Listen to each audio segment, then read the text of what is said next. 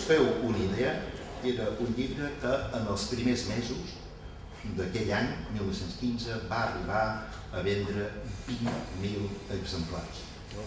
Això era una cosa que només, diguem-ne, els grans autors dels Estats Units, reconeguts, estil Hemingway, Fitzgerald, arribaven a vendre 20.000 exemplars. I de cop i volta, un poeta completament desconegut del mig oest d'Illinois arriba a vendre 20.000 exemplars en menys d'un any.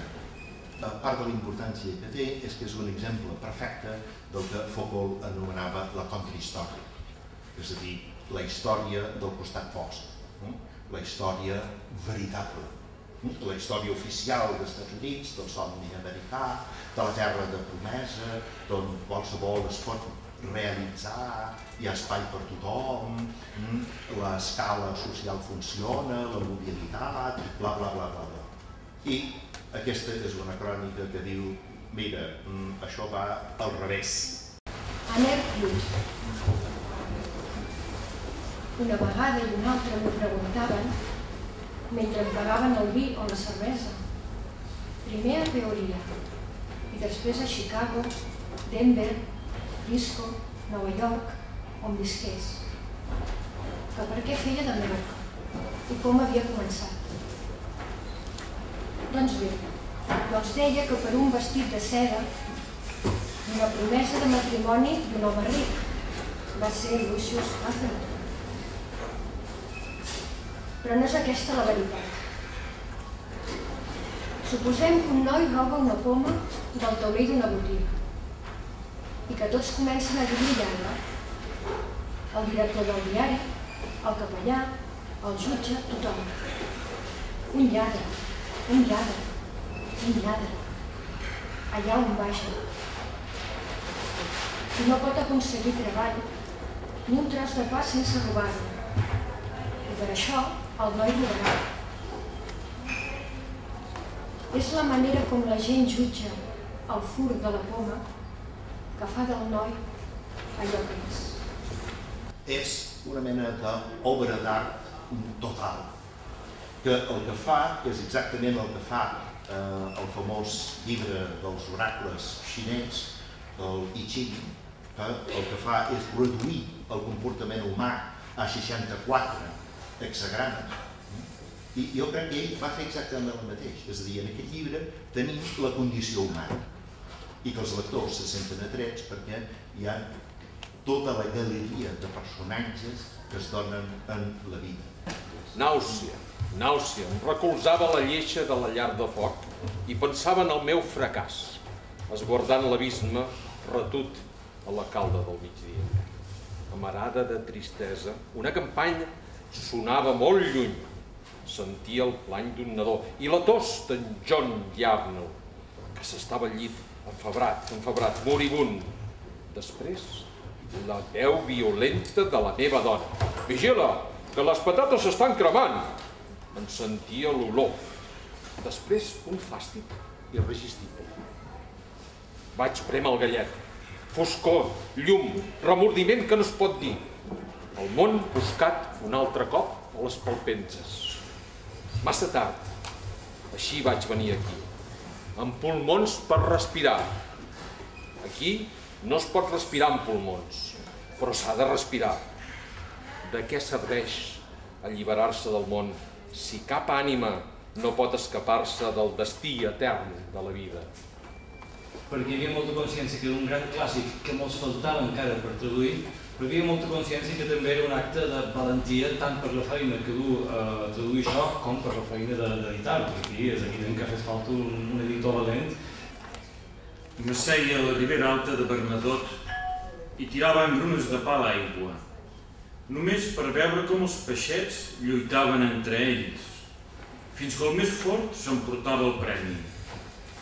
O me n'anava al meu prat menut on els porcs tranquil·lament dormien al llot o es grufaven els uns als altres amorosament i els buidava un cistell de blat de moro groc i contemplava com s'empantaven i es grunyien i es mossegaven i es trepitjaven els uns als altres per arribar al blat de moro. I vaig veure com la granja de Christian Dalman, amb més de 500 hectàrees, es van passar la parcel·la de Fèlix així, com una perca se'n passa un peix petit.